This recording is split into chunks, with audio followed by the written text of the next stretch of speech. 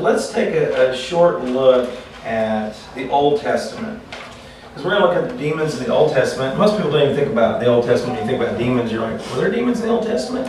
I don't remember a whole lot of that. Because they mostly think about things like when Jesus cast the demons out of the people and so on and so forth. I just want to go through some scriptures where it's shown where there were demons and what they did and what the results were, so that we can get an idea of what it is that what kind of activities that they have and they're interested in doing. I do want to mention that we talked about demonic oppression and demonic possession, and I told you that I don't believe that there really is such a thing as demonic possession, and I'm going to keep saying that, and I'm going to keep baiting you to come back to class to find out why I don't believe in demonic possession. But for the most part, I want to use a term called demonization or demonize because it really makes more sense.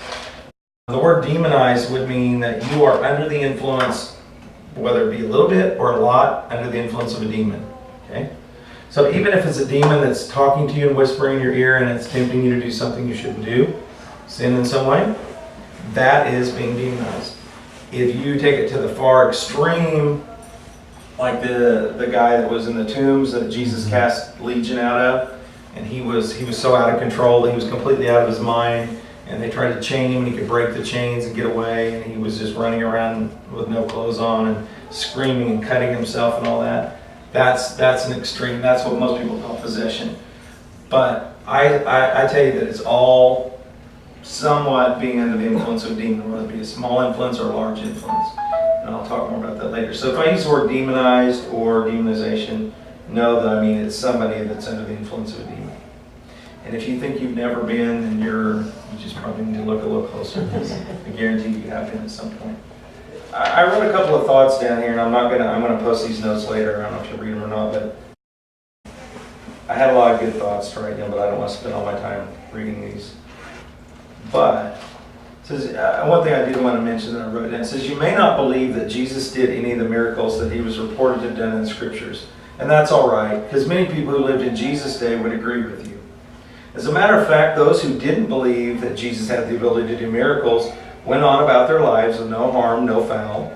On the other hand, there were many who did believe Jesus truly did have the power to heal and to cast out demons. Those were the ones who sought him out and asked him to heal them. It's not coincidental that it was those people who Jesus healed. Have you ever really thought about that? The scriptures say that he walked around amongst crowds of thousands, yet not all of them were healed. Remember the account of the woman with the issue of blood?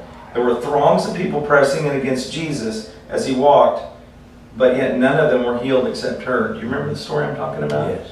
And they're like, you're crazy, Jesus. What do you mean, who touched me? You just said, who touched me? And he said, well, someone touched me and I felt the power go out. And they're like, but the people are pushing against you all around. Well, if all you had to do was touch Jesus, wouldn't it make sense that all those people that were touching him would have been healed? You know all the people that had a need that came to Jesus. So hundreds of people at that day probably touched Jesus and never got healed. What was the difference between that lady and those people that didn't get healed? She was expecting it. That's what she went there for. She absolutely believed 100% that Jesus can heal me, and if I'll touch him, he'll heal me. The people beside her, they didn't believe that. So they got nothing. So you don't have to believe in anything that the Bible says, and you just go on about your life and live your life however you want to, but don't expect to receive anything from God because of that.